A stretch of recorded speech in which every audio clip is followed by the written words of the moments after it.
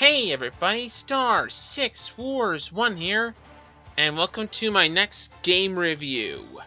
For this one, we're going to take a look at the newest of the Smash Bros. Games, Super Smash Bros. For the 3DS. Now for this review, it's going to be a little different, because there's no set structure for this. So what we're going to do this time around is, we're going to talk about all the features, what's good about them, what's bad about them, and see where we go from there. So first up, I would like to explain something right off the bat. There is no story for this one, unlike in Brawl. Now, I know there are a lot of people that do not like the Subspace Emissary from Brawl, but at the same time, I do find it kind of disappointing that there's no story in the game, because I think if implemented well enough, I think it could have been nice. I hope so, at least, but they didn't have it, so it's not too much of a loss, just kind of like, oh, sad. But, whatever. One of the features that I've noticed is Smash Run, which is exclusive to the 3DS version. Now, I actually do like Smash Run. I think it can be really fun, just beating the crap out of enemies from the various Nintendo games. Only problem with it I find really is repetition. It can become really repetitive after a few playthroughs of it, I find. It's not bad, and it's a nice distraction, but that's kind of about it. Now let's talk about 3 of the mini game areas that you can play. First up being the Target Blast. Target Blast replaces the Target games from the previous Smash Bros. Games, going for a more Angry Bird style of gameplay, for better and for worse. I think it's a decent minigame, but kind of on the dull side after a while. Honestly, I recommend it. You play it for a few times, then just kind of stop. It's not really something I particularly like, but it could be worse. It could be Home Run Contest! I hate Home Run Contest. I hate it in Brawl, I hate it now. Actually, I think I hate this version even more. I do not know how to control the bat. I never did in Brawl either. But it makes the Home Run Contest feel pointless, useless, and just aggravating to play. Honestly, I don't like it. And I think it's a feature that I felt was unwelcome to return. At least in my opinion. Now for the final one of the 3, Multi-Man Smash. What did they do to you? I'm gonna be honest here. I find a lot of it is far easier than its Brawl counterpart, which could be at times a little on the relentless side, I admit. But for the most part, all the Multi-Man Smash minigames are pretty damn easy. And I don't think I played on an easier difficulty, so I had a breeze going through them. So sadly, yeah, that's kind of a major problem. However, Cruel Smash is still relentless as ever. Honestly, about these 3 minigames, I have some generally mixed opinions on them. They're not bad, but they have their problems. But you play for yourself and find out. Next up, we're going to go talk about the trophies. Trophies that you could earn from the Melee onwards were little things like information on certain characters, items, and all that from previous games from Melee to now. I find that these are the most easy trophies to get, and honestly, it's much more comfortable than in Brawl Wars. I found Brawl was a bit of a pain in the ass to get trophies. Here, not so much. I like it. What I do not like, however, is what they replaced the coin launcher with, which admittedly, I was actually kind of fond of the coin launcher. They replaced it with Trophy Rush, which I'm going to be kind of honest, I'm not that fond of.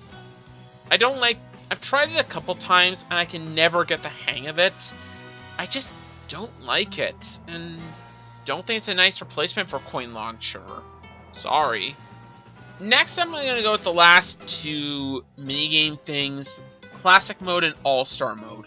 Let's start with Classic Mode.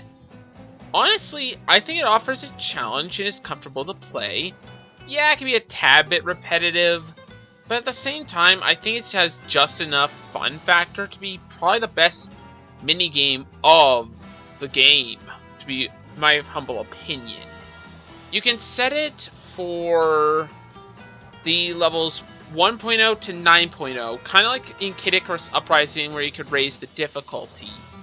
Honestly, I really like this feature, and I hope it's implemented in the Wii U version coming out a little later this year. Now for All-Star Mode. I got some mixed opinions on this one. I do think All-Star Mode can be kind of fun at times, but I find it repetitive, and also on harder difficulties, it has a one-death policy where if you die even once, you're kicked out, no continues. That is bullshit. I find that All-Star Mode of Brawl at least let you, that I remember, be able to continue afterward. This does not, and that's a stupid decision, I think.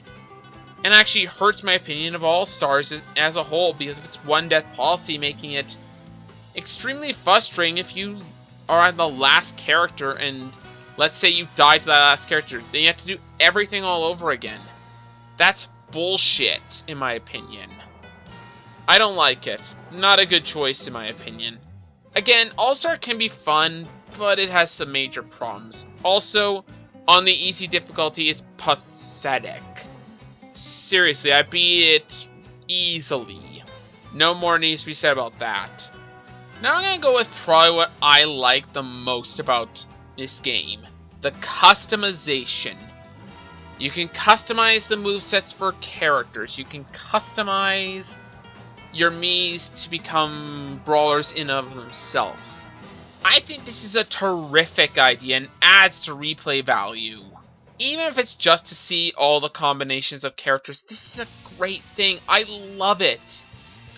But that's probably the greatest thing. The only problem with the customization is no customizable stages. Admittedly, they weren't the best feature in Brawl, but they are missed because I think they could have been better here. Honestly, I think they could have done a lot more with it, and I'm just sad to see it go. But again, my opinion. Also, the ability to customize music for each stage, like setting more music pieces to the stages, is sorely missed. I really like that option in Brawl, and I kind of miss it here.